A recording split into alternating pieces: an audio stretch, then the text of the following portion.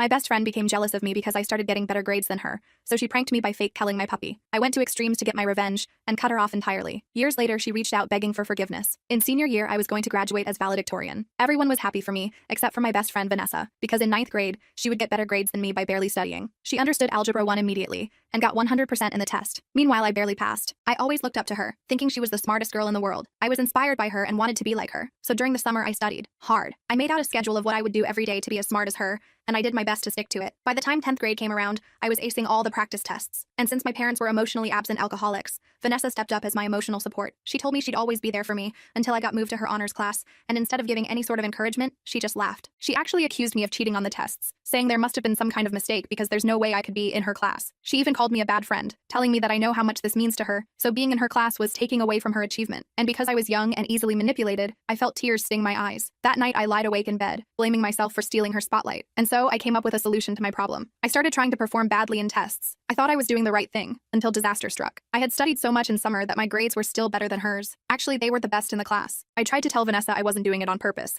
and even offered to help her study, but she lashed out. Every time she received a test that was lower than mine, she'd manipulate me, calling me a bad friend and threatening our friendship. I remember one specific test. I forced myself to barely pass, but she failed. I thought that now at least she'd see I wasn't trying to one-up her. But then the next day, I found out she sent fake screenshots to the teacher of me saying I cheated to get where I was. My teacher believed it, and to verify it, they forced me into a room and made me do 4 tests back to back, with no time to prep. Well, I did really well in every single one of them, getting above 80. Vanessa was red with anger. Even the teacher was so impressed he told me if I kept it up, I could be going to Harvard. I don't even know how Vanessa found out, but she did. And because she was on the student council, she ended up taking advantage of me. It wasn't even a slow escalation of events. Straight away, she told everyone I was sleeping with the assistant principal for higher grades, but because I was still ugly back then, no one even believed her. But instead of giving up, she tried even harder, which is funny, because if she spent half the effort on ruining my life to instead improve her grades, maybe she'd be the one on her way to Harvard. Anyway, from 9th to 12th grade, she reported me for plagiarism, tried sabotaging my college applications, and even tried to burn my textbooks the week before a big exam. But instead of making me cry, it actually made me happy, because I stopped seeing her as my golden best friend who could do no wrong, and started seeing her for what she was, a jealous psycho beach. But then, when I thought she had done her worst, I was wrong. It was 12th grade, and I had flown home from a holiday and drove to school straight from the airport. I got to my locker, and this awful stench filled my nostrils. I even vomited in my mouth a little. I started to open my locker door, and everything immediately clicked, because inside was the unalived body of my puppy. I screamed, and when I turned around in shock, I was faced with a phone camera. Behind it was Vanessa, pointing and laughing at me. "You should have seen your face!" Mascara was streaming down my face. I fell to the floor and didn't even have enough strength to push her phone camera away. I packed my bag and went home early, but as soon as I got back, I realized I overreacted. My puppy was still alive. You see, Vanessa had somehow found an unalived one that looked identical to mine and used it to prank me. But even though she hadn't done it, the image of the puppy's skeleton was still burned into my memory. I knew I had a decision to make, one that would not only change my life, but also the life of Vanessa and anyone else who tried to bully me. I don't have time to finish the story in this short video, but it gets intense. So I'm sitting there in my room, staring at the wall and thinking about how to handle the situation with Vanessa. My hands were still shaking from discovering the dead animal in my locker. I grabbed my laptop and started researching animal cruelty laws in our state. Turns out this wasn't just mean girl behavior, it was actually illegal. I screenshotted everything and saved it to a special folder named Evidence. I called my cousin Mark, who was studying pre-law at community college. He confirmed what I suspected. This was a serious offense that could get Vanessa expelled or worse. I spent the whole night making a detailed plan. First thing next morning, I went to school early and asked to speak with Principal Carson. I showed him the video Vanessa had taken of me breaking down by my locker. His face went from confused to horrified in seconds. He immediately called in the school resource officer, Officer Perez. I had to tell the whole story again while Officer Perez took notes. They asked me to wait outside while they called Vanessa to the office. I sat on that hard plastic chair watching the minutes tick by on the wall clock. 20 minutes later, I heard screaming from inside the office. Vanessa burst out, mascara streaming down her face, completely losing it. She lunged at me right there in front of the secretary's desk. "You ruined everything!" She managed to scratch my face before Officer Perez pulled her away. I touched my cheek and my fingers came away with blood. The secretary handed me tissues while looking horrified. Principal Carson suspended Vanessa on the spot and told her parents to come pick her up immediately. I thought that would be the end of it. I was wrong. The next day, Vanessa's parents showed up at school with a lawyer. They claimed I had been bullying their daughter for years and fabricated the whole locker incident. I couldn't believe they were turning this around on me. Principal Carson called me back to his office where Vanessa sat smugly between her parents and their sleazy-looking attorney. "Elaine has maintained excellent grades and character throughout her time here," Principal Carson started. "These accusations seem completely out of character." Vanessa's mom interrupted. "My daughter would never hurt an animal. Elaine is clearly troubled and jealous of Vanessa's success." I almost laughed out loud at the absurdity. Officer Perez cleared his throat and pulled out his phone. "We have the video evidence that Vanessa herself recorded," he said, pressing play. The color drained from their faces as they watched their daughter laughing while filming my breakdown. The lawyer whispered something to them, but Vanessa's dad waved him off. After that meeting, things moved quickly. The school board got involved. Animal control was called to properly dispose of the dead animal from my locker. Vanessa received a 30-day suspension and mandatory counseling. Her college acceptance letters were now at risk due to the disciplinary action. Part of me felt satisfied, but mostly I just felt tired. I threw myself even harder into studying for finals. With Vanessa gone, The school felt different. People who I thought were her friends started sitting with me at lunch. Turns out they'd been afraid of her too. One girl named Amelia confessed that Vanessa had threatened to spread rumors about her if she ever talked to me. Another guy, Jaden, told me Vanessa had stolen his physics notes before a big exam because he'd offered to help me study. I was discovering just how many lives she'd tried to control. I started hanging out with Amelia and her friends. We formed a study group for finals. For the first time, I had real friends who weren't trying to compete with or manipulate me. My grades stayed strong without the constant stress of Vanessa's mind games. When Vanessa finally returned to school, she was different. She kept her head down and didn't look anyone in the eye. She'd lost her perfect ponytail and designer clothes, showing up in hoodies with unwashed hair. I almost felt sorry for her until I caught her staring at me across the cafeteria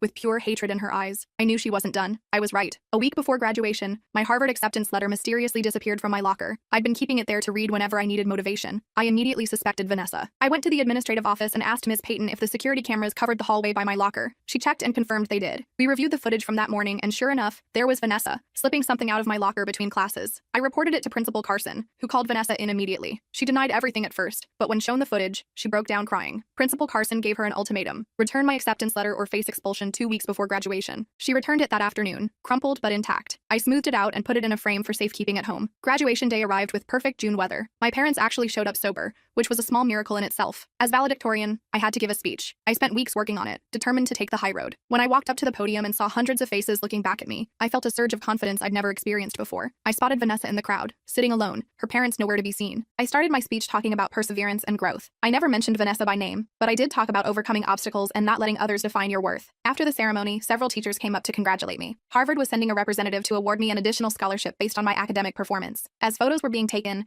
I noticed Vanessa standing alone by the refreshment table. On impulse, I walked over to her. She looked surprised, then suspicious. "What do you want?" she asked. I just shrugged and said, "I wanted to say congratulations on graduating." Her face softened for a split second before hardening again. "Whatever. You think you're so special with your Harvard scholarship?" I could have snapped back, but instead I just smiled and said, "Good luck at college, Vanessa." Walking away felt like closing a chapter. That summer flew by as I prepared for Harvard. I got a part-time job at the local library and saved every penny. My parents' drinking got worse after graduation. They seemed almost angry about my success. One night I came home to find them passed out surrounded by empty bottles. I packed an overnight bag and stayed at Amelia's house. Her parents were kind and supportive, letting me crash on their couch whenever things got bad at home. 2 weeks before leaving for college, I received a strange email from an address I didn't recognize. The subject line simply said, "Sorry." The message was short: "I'm getting help now. What I did was wrong. I can't undo it, but I'm trying to be better." It wasn't signed, but I knew it was from Vanessa. I didn't respond. Some apologies come too late. Move-in day at Harvard was overwhelming. The campus was beautiful and intimidating. My roommate Alina was from California and seemed nice enough. We awkwardly arranged our sides of the room while our parents made small talk. My dad kept checking his watch, eager to hit the road. They left within an hour, barely saying goodbye. Alina's parents stayed until evening, helping her hang fairy lights and arrange photos on her wall. They invited me to join them for dinner, but I declined. I needed some time alone. That night, lying in my new bed in my new life, I felt both terrified and free. Classes started and immediately challenged me in ways high school never had. For the first time,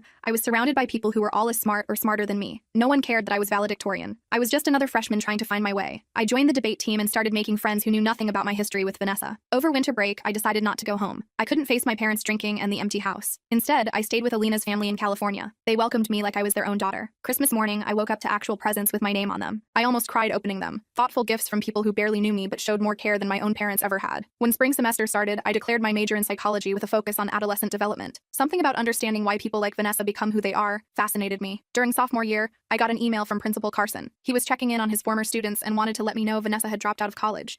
She'd had some kind of breakdown and was now in a treatment facility. I felt no satisfaction at this news, just a hollow sadness for the wasted potential. I threw myself into my studies even harder. By junior year, I was working as a research assistant for a prominent psychology professor. We were studying the effects of competitive pressure on teenage girls. The irony wasn't lost on me. During spring break, I finally went home to clear out my childhood bedroom. My parents had separated, and the house was being sold. As I packed up books and old notebooks, I found photos of Vanessa and me from middle school, before the competition destroyed our friendship. We looked so young and happy. I sat on my bedroom floor surrounded by the artifacts of my past life, and allowed myself to cry for the friendship we'd lost. Back at Harvard, I applied for a summer internship at a youth counseling center. During my interview, they asked why I wanted to work with troubled teens. I told them my story, leaving out names but sharing the experience of being bullied by my former best friend. The interviewer nodded and said, "Sometimes our deepest wounds become our greatest strengths." I got the internship. My first day, I was assigned to observe a group therapy session for girls with behavioral issues. When I walked in, I froze. Sitting in the circle was Lydia, a girl who looked so much like teenage Vanessa that my heart started racing. She had the same confident posture, the same dismissive expression. Throughout the session, I watched as Lydia put down the other girls with subtle jabs disguised as compliments. After the session, I discussed my observations with the lead therapist. "Lydia reminds me of someone I used to know," I said carefully. "She's struggling with some deep insecurities," the therapist explained. "The superiority is just a mask." Working with these girls over the summer changed something fundamental in me. I started seeing Vanessa differently, not as a villain in my story, but as another damaged person who never got the help she needed until it was too late. During my senior year, I focused my thesis on competitive behavior in academic settings,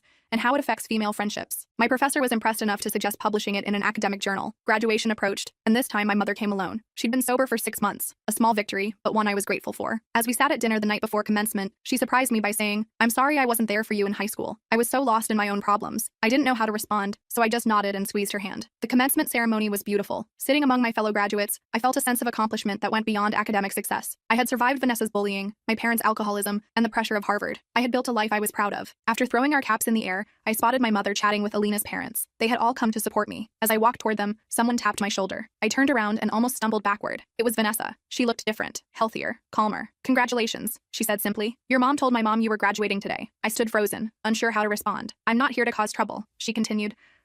I wanted to see you succeed." She handed me a small wrapped package. "You don't have to open it now, or ever, really." I took it wordlessly. "I'm doing better now," she said. 2 years of intensive therapy and the right medication. Turns out I have borderline personality disorder along with some other issues. I nodded, finding my voice. "I'm glad you're getting help." She smiled sadly. "Well, I should go. I just wanted to say I'm sorry for everything." She turned to leave but paused. "Oh, and I'm starting community college in the fall. Psychology, actually. Guess you influenced me after all." As I watched her walk away, I felt the weight of our shared history shift slightly. Back at my apartment that night, I carefully opened her package. Inside was a framed photo of us from 8th grade, arms around each other, grinning wildly after winning the science fair together. With it was a note. "Before competition ruined us. I'm sorry I couldn't celebrate your success back then. I'm trying to learn how now." I placed the frame on my bookshelf next to my Harvard diploma, reminders of where I'd been and how far I'd come. A week later, I started my new job at a research facility studying educational psychology. My first project focused on creating healthier competitive environments in schools. During a team meeting, I shared some of my personal experiences without mentioning names. My supervisor seemed particularly interested in how academic pressure had affected my friendship with Vanessa. "Would you be comfortable developing this into a case study?" she asked. I hesitated, then nodded. "Actually, I've been thinking about reaching out to her. Getting her perspective might make the research more complete." That weekend, I sent Vanessa an email explaining the project and asking if she'd be willing to be interviewed. I didn't expect a response, but she replied within hours. "I'd be happy to help. It might be therapeutic for both of us." We arranged to meet at a coffee shop halfway between our cities. Seeing her in a normal setting felt surreal after everything we'd been through. We started awkwardly, but as I asked my research questions,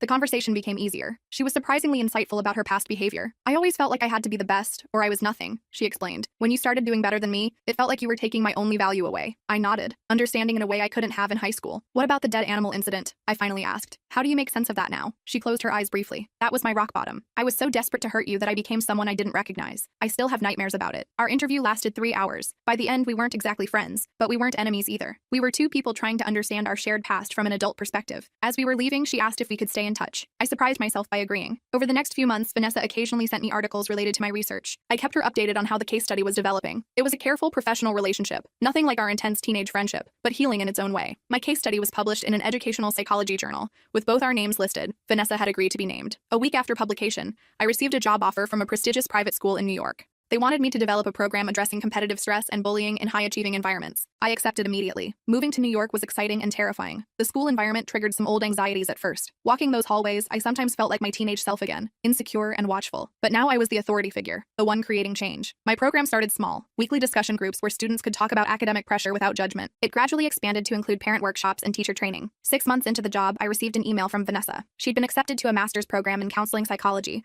and wanted to know if she could interview me for a paper she was writing. We arranged a video call, and as her face appeared on my screen, I realized something important. We would always be connected by our past, but that connection no longer had power over me. Her research focused on reconciliation after intense peer conflicts. The irony made both of us smile. As we wrapped up the interview, she said something that stayed with me. "You know, in a weird way, I think we both ended up exactly where we needed to be because of what happened between us." She was right. My entire career path had been shaped by our toxic friendship and its aftermath. I was helping students because I understood their struggles intimately. That night, I looked through old high school photos, remembering the girl I had been, so desperate for Vanessa's approval, so eager to dim my own light to make her comfortable. I barely recognized that version of myself anymore. The following semester, my program received recognition from the State Educational Board. They asked me to present at their annual conference. As I prepared my presentation, I decided to include our story, mine and Vanessa's, as a personal case study. I emailed her asking permission, which she granted immediately. The day of the conference arrived, and as I walked onto the stage, I spotted Vanessa sitting in the back row. I hadn't known she was coming. Our eyes met briefly, and she gave me a small, encouraging nod. I took a deep breath and began my presentation. Today, I want to talk about competitive academic environments and their impact on student relationships. I'll start with a personal story, one about two girls who let competition destroy their friendship and the unexpected ways they found healing. After the presentation, several educators approached with questions. Vanessa waited patiently until the crowd dispersed. "That was really powerful," she said. "Thanks for telling our story with such fairness." We went for coffee afterward,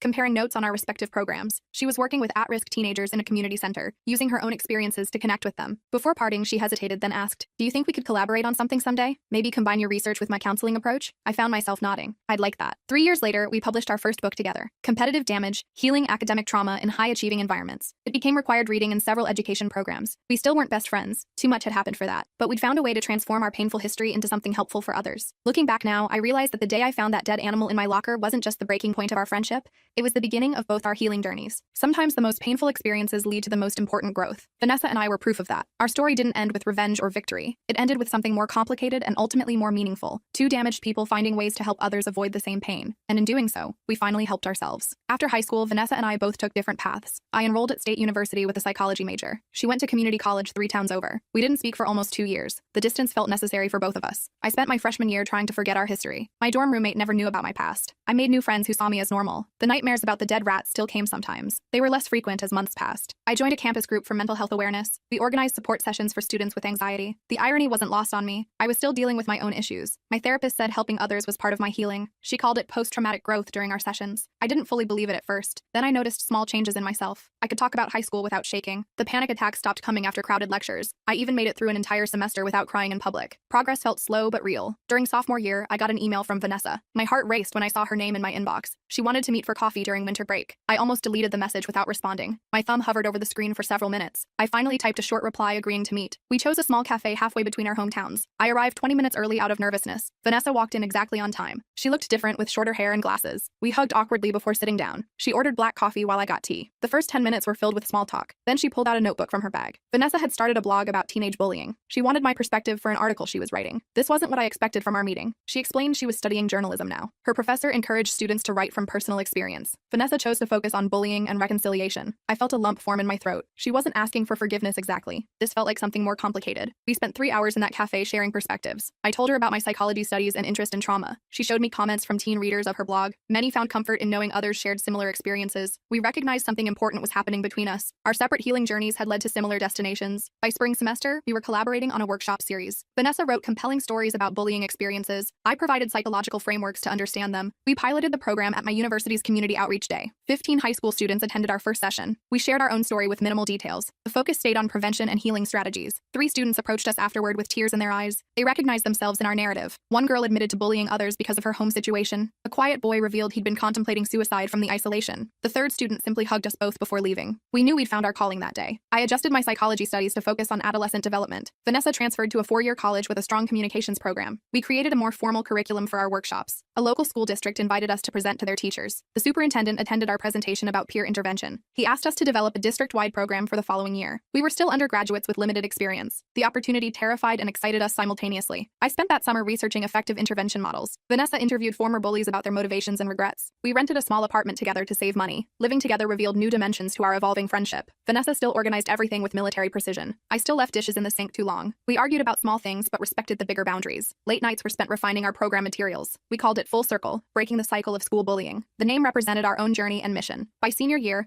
3 school districts had implemented our program. Teachers reported noticeable improvements in school climate. Students had vocabulary to discuss difficult social dynamics. Incidents of severe bullying decreased by 30%. Administrators credited our personal story for the program's effectiveness. We graduated with job offers from an educational consulting firm. The company wanted to distribute our curriculum nationally. We signed a contract that included speaking engagements across the country. Our first presentation to a national conference was terrifying. I vomited twice before walking onto the stage. Vanessa squeezed my hand as we faced the audience of educators. We told our story more openly than ever before. I described finding the dead animal in my locker. Vanessa explained the hurt and rage that drove her actions. The room fell completely silent during these revelations. A standing ovation followed our presentation. Educators lined up to share their own experiences. Some admitted to overlooking bullying in their schools. Others had been victims themselves decades earlier. We realized the universality of our message that day. The work became our shared purpose over the next several years. We refined our approach based on feedback from schools. Research studies validated the effectiveness of our methods. I completed a master's degree in clinical psychology during this period. Vanessa published a book about youth resilience that became a a bestseller. We were invited to consult with state education departments. Our small apartment upgraded to a comfortable house with separate offices. Success brought new challenges to our relationship.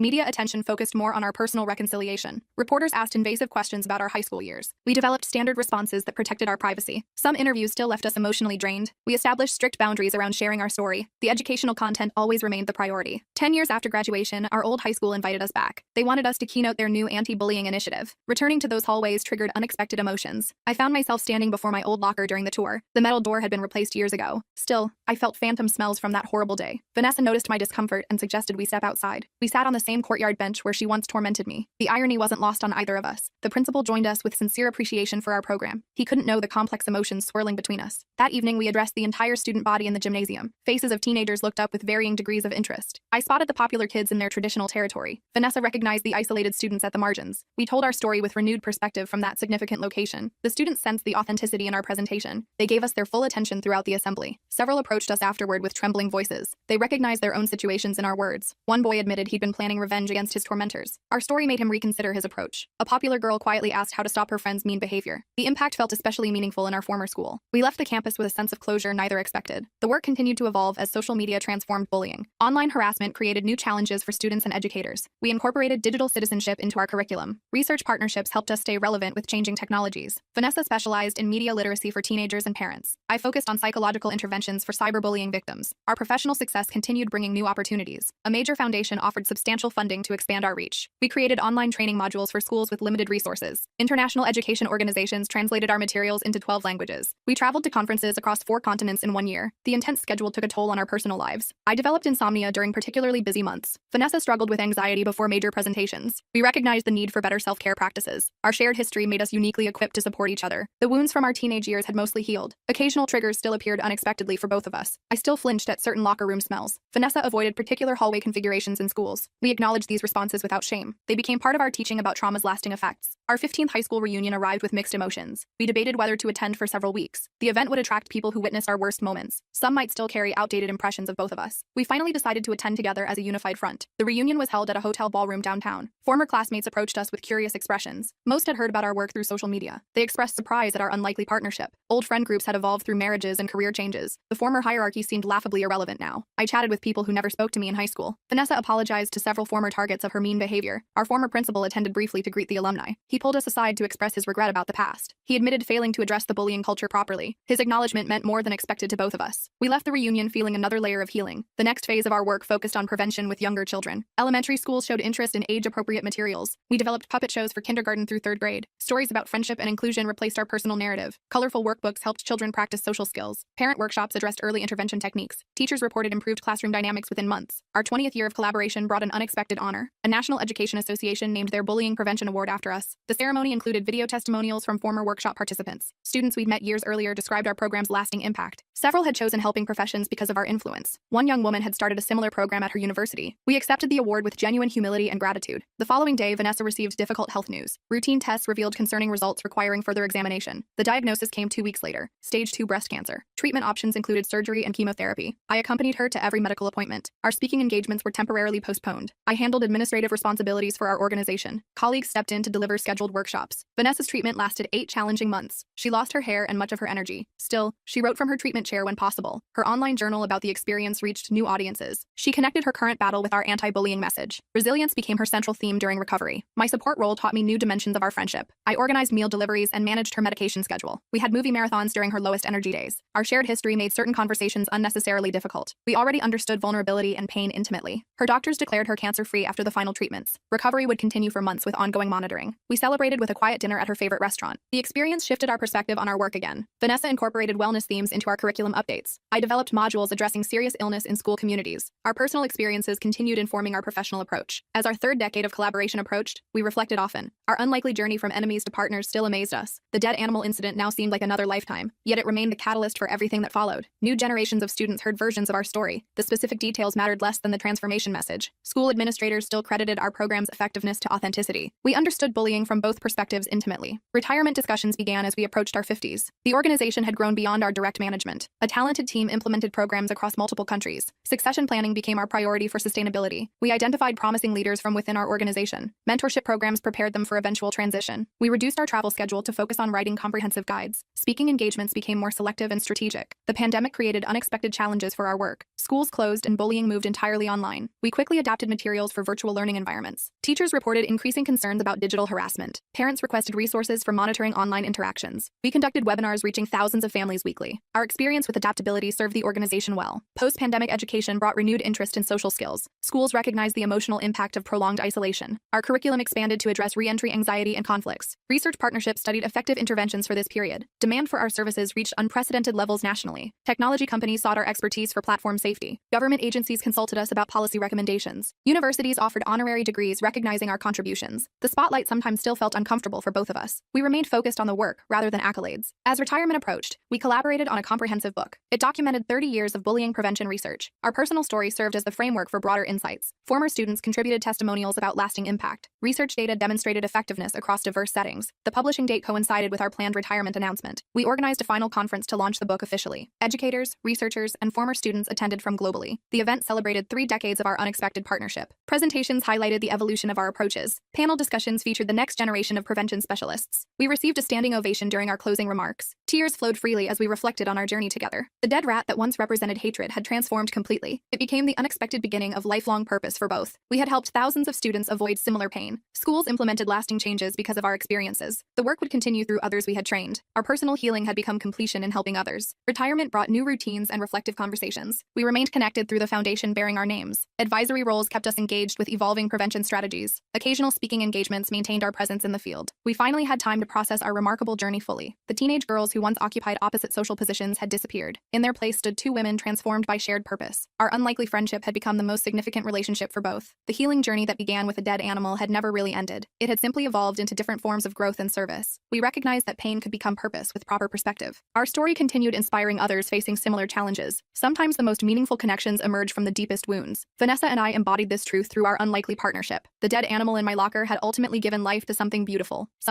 that I never could have imagined when I first saw that bloody mess. Looking back now, it's almost funny how something so awful became life-changing. The day after we launched our community outreach program, local news picked up our story. I woke up to 17 text messages from people I hadn't talked to in years. My phone kept buzzing all morning with notifications. Vanessa called me around noon, her voice unusually excited. The segment had gone viral overnight on several platforms. We weren't prepared for the sudden attention at all. People wanted to know more about our journey from enemies to partners. Requests for interviews flooded our inboxes immediately. School administrators who once disciplined us now praised our initiative publicly. I felt uncomfortable with the spotlight at first. Vanessa adapted to it more naturally than I did. She handled most media interactions while I worked behind the scenes. Our first major event drew nearly 300 people to the community center. I stood backstage with sweaty palms and racing thoughts. The crowd seemed impossibly large from my vantage point. Vanessa nudged me forward when my feet refused to move. I somehow made it to the microphone without tripping. The words came easier than expected once I started speaking. I shared our story without sugarcoating the ugly parts. People nodded and some wiped away tears during certain moments. The applause afterward felt surreal and slightly uncomfortable. We raised enough money that night to fund our program for 6 months. Local businesses started reaching out with partnership offers the next day. A regional mental health organization wanted us as featured speakers at their conference. The momentum built faster than we could manage properly. Vanessa suggested we needed help handling the administrative aspects. We hired a part-time coordinator using some of the donation money. Things became more structured and less chaotic within weeks. Our weekly support groups expanded to 3 different locations across town. The school board invited us to implement our program district-wide the following semester. I still occasionally had nightmares about finding that dead rabbit. The smell would return vividly in my dreams sometimes. Vanessa admitted she still felt shame about her role in the incident. We incorporated these ongoing struggles into our presentations honestly. People seem to appreciate our candor about the healing process. Not everything gets fixed neatly like in movies or books. The messy reality resonated with audiences more powerfully. Summer approached with new opportunities and challenges for our work. I graduated with my counseling certification that May. Vanessa received acceptance to her top choice graduate program across the country. Our paths would physically diverge for the first time since forming our partnership. We spent weeks creating contingency plans for the organization. The distance would test everything we'd built together over the years. I felt anxious about continuing without her physical presence. Technology would bridge the gap, but things would inevitably change. The last event before her departure drew our biggest crowd yet. Community leaders and officials attended in surprising numbers. The mayor presented us with a Civic Achievement Award during the ceremony. Cameras flashed continuously throughout the evening from various media outlets. I hugged Vanessa goodbye at the airport the following week. Words felt inadequate in that moment between us. She promised to call as soon as she landed safely. I drove home in silence, feeling strangely hollow despite our success. Running things alone proved harder than anticipated those first few months. Attendance numbers dropped slightly without Vanessa's magnetic presence. I struggled with some administrative decisions without her input. The coordinator we hired became increasingly valuable during this transition. She suggested expanding our online presence to maintain momentum. We launched virtual support groups to complement the in-person sessions. Participation numbers slowly rebounded by late autumn. Vanessa joined our major events via video call whenever possible. Her insights from her graduate studies enhanced our program substantially. I visited her during winter break to collaborate on our 5-year strategic plan. The organization had grown beyond anything we'd initially imagined. Corporate sponsors had begun providing significant financial support. Local government included our initiative in their community wellness budget. My small apartment had become our unofficial headquarters by necessity. Papers and promotional materials covered every available surface. I rarely used my kitchen table for actual meals anymore. The doorbell rang constantly with deliveries and volunteer check-ins. Spring brought unexpected recognition from a National Mental Health Foundation. They selected our program for their annual Innovation Award. The prize included substantial funding and implementation resources. Vanessa flew back for the ceremony despite her heavy course load. Seeing her walk through the airport terminal lifted my spirits instantly. We stayed up all night catching up and planning future expansions. The award ceremony itself passed in a blur of handshakes. I remembered very little of my acceptance speech afterward. Photos from the event showed me looking simultaneously terrified and thrilled. Vanessa appeared poised and professional beside me in every shot. National attention brought both opportunities and new pressures. Other communities requested information about replicating our model. We created standardized materials to share with interested organizations. Our inbox remained perpetually full despite hiring additional help. The workload threatened to become overwhelming at times. I developed insomnia from the constant mental checklists. Vanessa noticed my exhaustion during our weekly video meetings. She insisted I establish better boundaries between work and personal life. Taking her advice, I designated Sundays as completely work-free days. My mental health improved noticeably within a few weeks. The organization continued functioning without my constant attention. This realization felt both relieving and slightly deflating to my ego. Vanessa completed her first year of graduate studies with honors. She incorporated our work into several of her research projects. Her professors expressed interest in formally studying our program's outcomes. This academic validation added credibility to our experiential approach. Summer brought Vanessa back temporarily to help expand operations. We moved into proper office space downtown that June. Unpacking boxes and arranging furniture felt symbolic somehow. What began as 2 hurt people finding healing had become something substantial. Volunteers streamed in and out of our new headquarters daily. The community claimed ownership of the mission in beautiful ways. Local artists donated work for our walls featuring themes of healing. The mayor cut a ribbon at our official grand opening ceremony. Nearly 500 people attended despite the scorching summer heat. I barely recognized our own creation in those moments. The fall marked 3 years since that dead rabbit appeared. Vanessa returned to complete her final year of graduate study. I committed to expanding our preventative education components. We developed age-appropriate materials for elementary schools. Teachers reported noticeable improvements in classroom dynamics. Children embraced the concepts with less resistance than adults typically showed. My weekly visits to schools became the highlight of my schedule. Watching young minds grasp emotional intelligence concepts felt rewarding. These kids would hopefully avoid the mistakes Vanessa and I made. Prevention seemed infinitely more effective than intervention after damage. Winter arrived with an unexpected opportunity for national exposure. A documentary filmmaker contacted us about featuring our story. Initial interviews stretched over several snowy December days. The filmmaker captured footage of our various programs in action. Vanessa participated remotely through recorded video sessions. Revisiting the painful beginning felt strangely distant now. I could describe finding the rabbit without my heart racing anymore. The crew filmed at our old high school with administrative permission. Standing by that same locker stirred unexpected emotions in me. The hallway looked smaller than it did in my memories. Current students passed by, unaware of what happened there. The filming process forced reflection on our complete journey. I recognized patterns and turning points previously missed. The documentary premiered at a regional film festival that spring. Seeing our story through someone else's artistic lens felt surreal. Audience members approached us afterward with tears and thanks. Many shared their own experiences with bullying and reconciliation. The film won an Audience Choice Award at the festival. Several streaming services expressed interest in distribution rights. Vanessa graduated with her master's degree the following month. She returned with new qualifications and expanded vision for our work. We celebrated her achievement with a small gathering of supporters. The organization had become sustainable enough to hire her full-time. Having her back permanently changed the energy immediately. Our brainstorming sessions regained their former creative spark. Summer marked the beginning of our nationwide expansion efforts. We traveled to 3 pilot cities to train local implementation teams. Each community adapted our framework to their specific needs. I discovered I actually enjoyed the consulting aspects of expansion. Vanessa excelled at troubleshooting unique community challenges. We returned home exhausted but fulfilled after each training session. Fall brought an invitation to present at an international conference. The prospect of sharing our model globally both excited and terrified us. We spent weeks preparing materials for international adaptation. Cultural considerations required significant research and consultation. The conference itself attracted delegates from 47 countries. Our presentation room filled to capacity 15 minutes early. Attendees stood along walls and sat in aisles to participate. The response exceeded anything we could have anticipated. Representatives from 12 countries requested follow-up consultations immediately. We returned home with a fundamentally expanded perspective on our work. Local initiatives continued thriving under our team's capable management. The documentary released on a major streaming platform that winter. Viewership numbers exceeded the distributor's projections significantly. Messages poured in from viewers around the country and beyond. Many described watching our story multiple times for inspiration. Schools began using the documentary as a teaching tool. Our website crashed briefly from the sudden traffic increase.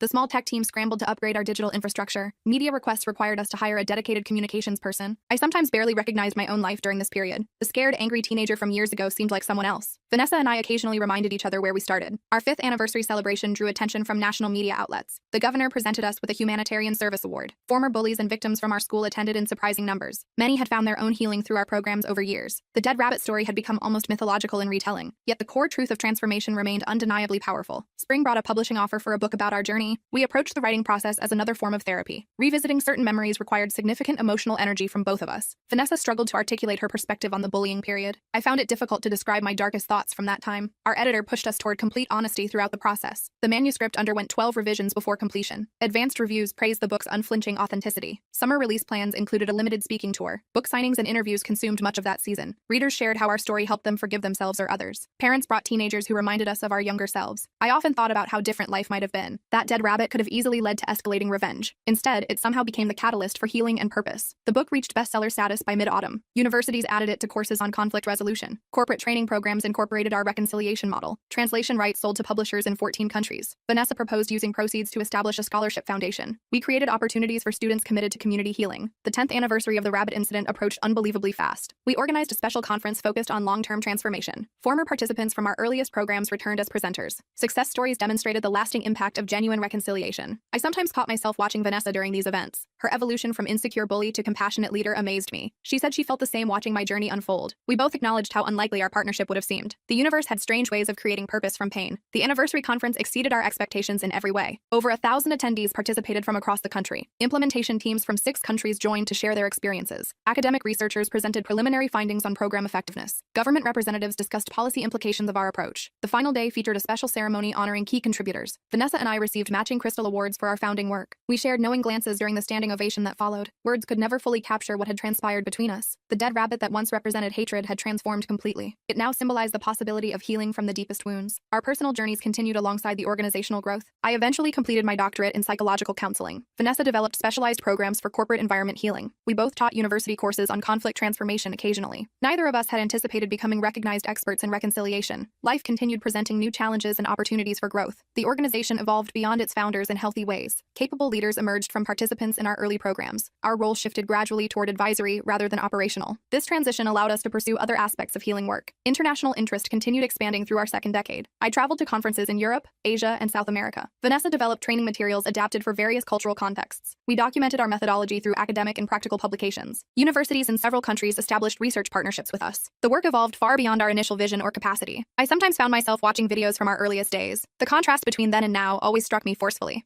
Vanessa and I occasionally reminisced about our humble beginnings. The cramped community center rooms with folding chairs seemed quaint now, yet something essential remained consistent through all changes. The healing principles worked because they were fundamentally human. Pain, accountability, forgiveness, and growth transcended all boundaries. Looking back over 15 years from that locker incident seemed surreal. The terrified, rage-filled teenager I once was felt like another person. Vanessa said she barely recognized her former self in memories. We had both been transformed through the very process we taught. The dead rabbit had somehow multiplied life rather than ending it. One random act of cruelty had spawned countless acts of healing. Neither of us could have imagined this outcome that terrible morning. I sometimes wondered about alternate timelines where we made different choices. What if I had retaliated instead of seeking understanding? What if Vanessa had denied responsibility instead of acknowledging harm? What if we had never discovered the healing possible through honesty? These questions had no answers but prompted continued gratitude. The journey remained ongoing despite our substantial progress. Neither of us claimed to have perfected the healing process. We still encountered triggers that connected to our original wounds. The difference lay in our response to these inevitable human moments. We had developed tools to process pain without creating more damage. These skills proved relevant across all life's relationships and challenges. The dead rabbit story continued teaching us decades after the fact. Its lessons evolved as we gained new perspectives through experience. What began as a trauma became a strange gift over time. This realization formed the core message of all our work. Pain itself wasn't transformative, but our response to it could be. Choosing growth over revenge created entirely different life trajectories. The organization now operated in 37 countries on 6 continents. Research consistently validated the effectiveness of our methodologies. Schools, businesses, and communities reported measurable positive outcomes. Government agencies incorporated our approaches into policy frameworks. None of this seemed possible when I first opened that locker. The stench of death had somehow led to abundant new life. 20 years after the incident, we held a special private commemoration. Just Vanessa and I, sitting quietly in a garden behind our headquarters. No speeches, cameras, or audiences for this particular milestone. We simply acknowledged the journey with its pain and beauty. I thanked her for having the courage to seek reconciliation. She thanked me for being willing to listen during our darkest time. We sat in comfortable silence, watching butterflies visit nearby flowers. The symbolism wasn't lost on either of us in that peaceful moment. Transformation remained mysterious even after dedicating our lives to it. The dead rabbit had decomposed decades ago, returning to Earth. Its spiritual significance, however, continued generating new growth. Our story story had become larger than ourselves or our organization. It belonged to everyone who found hope through its telling. The healing work continued beyond any single moment or milestone. Pain and opportunity for transformation remained constants in human experience. Our mission evolved but never really changed at its core. We helped people find purpose through their deepest wounds. The rabbit that once represented hatred ultimately gave birth to compassion. Sometimes I still paused by old school lockers when visiting campuses. These metal containers seemed such ordinary objects to contain such power. One locker had somehow altered the trajectory of countless lives. I would touch the cool metal surface briefly, honoring the journey. Vanessa once confessed she did the same thing during school visits. These private rituals acknowledged the significance of our unlikely beginning. The dead animal in my locker had ultimately given life to something beautiful. That beauty continued spreading in ways we could never fully track. The ripple effects extended far beyond our vision or understanding. Healing moved outward like rings in water, touching distant shores. The rabbit's death had somehow initiated endless new beginnings.